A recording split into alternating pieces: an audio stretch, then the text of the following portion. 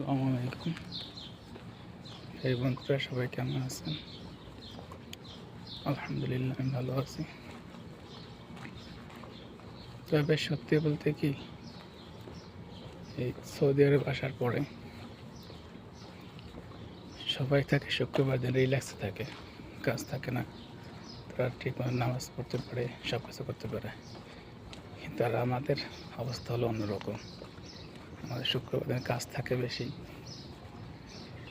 হ্যাঁ, নামাজ পড়তে যেতে পারি ওই ততটুকু সময়, যতটুকু নামাজ পড়ার সময় লাগে, এই আর কি।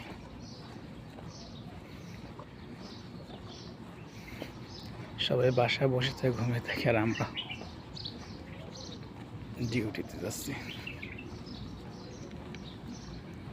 যাই হোক, এটাই তো বিদেশ, কাজ তো করতেই হবে। শুক্রবার দিন রাস্তাঘাট পুরো ফাঁকা থাকে, লোকজন খুব কম থাকে নামাজের আগ পর্যন্ত।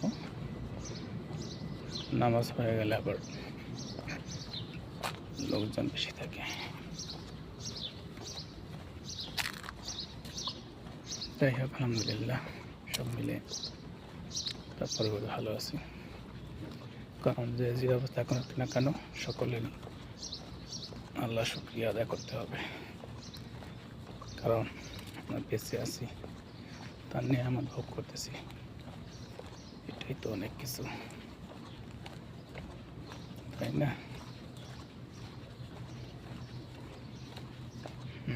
আমি প্রায় আমার বন্ধুর কাছাকাছি এসে পড়ছি। যাই হোক বন্ধুরা, সকলে আমার জন্য দোয়া করবেন,